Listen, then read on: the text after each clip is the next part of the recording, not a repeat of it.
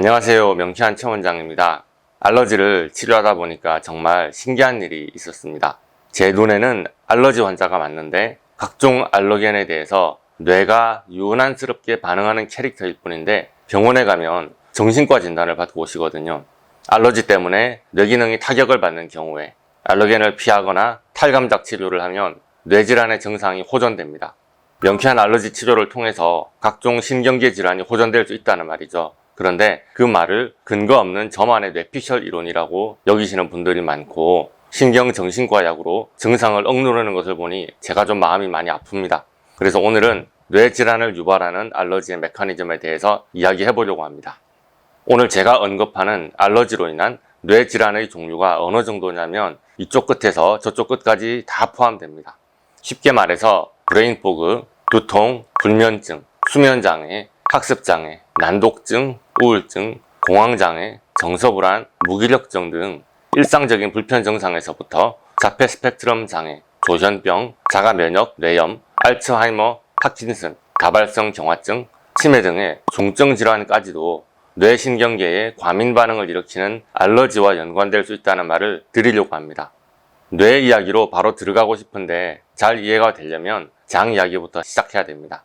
장벽이 헐거워져서 체내로 흡수되면 안 되는 물질까지도 체내로 유입되는 현상을 장누수 증후군이라고 합니다.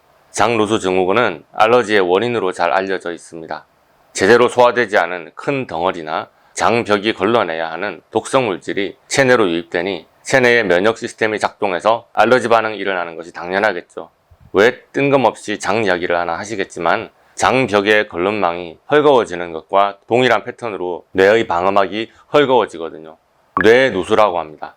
뇌로 들어가면 안 되는 이물질이 뇌 안으로 새어 들어가니 뇌의 면역계가 강력하게 대응해서 면역을 작동하여 전쟁을 일으킵니다. 그 과정에서 우리 뇌세포가 손상을 입고 신경 전달 과정이 뒤틀리게 되죠. 이런 과정이 위에서 말한 각종 뇌질환의 시작점이 됩니다. 장과 뇌가 연관이 있다는 이야기가 낯설 수도 있겠지만 은연중에 어렴풋이 알고 계신 분들도 있습니다. 애들이 있는데 둘 다 알러지가 심한데 한 아이는 ADHD고 다른 아이는 아토피예요. 그렇게 문의하시는 분들을 많이 봅니다. 큰 애는 자폐 스펙트럼 장애를 치료하고 있고 작은 애는 과민성 대장 증후군을 치료하는데 치료 항목이 비슷하네요 하고 질문하시는 분도 계시고요. 서양의학에서는 전혀 다른 질환으로 보고 이런 각각의 질환에 각각 전혀 다른 접근을 할 듯 합니다. 그러나 명쾌한 최 원장의 입장으로는 한쪽은 장누수와 연관되고 한쪽은 뇌누수로 인한 질환입니다. 장누수나 뇌누수나 특정 물질에 대한 과민 반응, 알러지가 그 뿌리에 존재하죠.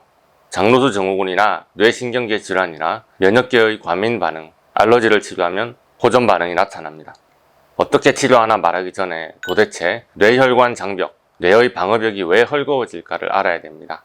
뇌는 너무 중요한 신체 조직이라서 아무 물질이나 함부로 들어오지 못하도록 거름망이 설치되어 있는데 뇌혈관 장벽, 브레인 블러드 베리어, BBB라고 부릅니다.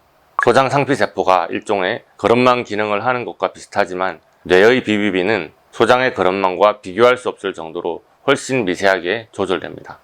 그런데 여러가지 이유로 뇌혈관 장벽이 찢어지거나 헐거워질 수 있습니다. 뇌혈관 장벽 손상, 즉 BBB 손상이라고 합니다. 1차적으로는 머리를 다칠 때 심하게 부딪혀서 뇌진탕을 입을 때 BBB가 손상됩니다. 그러나 헤딩 슛을 하거나 아기 머리를 심하게 흔들거나 마라톤 등 과격한 운동을 할 때도 BBB가 미세하게 손상됩니다.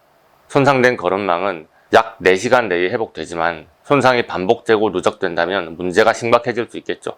그런데 물리적인 손상으로 뇌혈관 장벽이 손상되는 것보다 우리가 먹는 음식이나 외부 물질에 대한 알러지 반응 때문에 뇌혈관 장벽이 망가지고 염증이 생기는 것이 뇌질환에 더 큰 영향을 미친다는 것을 알아야 합니다.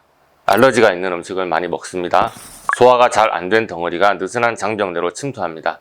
면역계는 항원항체 반응을 일으켜서 이 물질을 방어하는데요. 몸에 침투한 이 물질이 많으면 항체에 들러붙은 항원 덩어리도 문제가 됩니다. 이걸 다 치워야 하는데 너무 많아서 치우기가 너무 바빠요. 이제 이게 몸을 둥둥 떠다닙니다. 그러다가 어딘가 기의 흐름이 안 좋은 곳에 들러붙게 되죠. 그러면 그곳이 쓰레기장이 된 겁니다. 면역계는 그것을 청소하려고 또 항체를 만듭니다. 그리고 그것을 치우는 과정에서의 인체 조직도 망가집니다.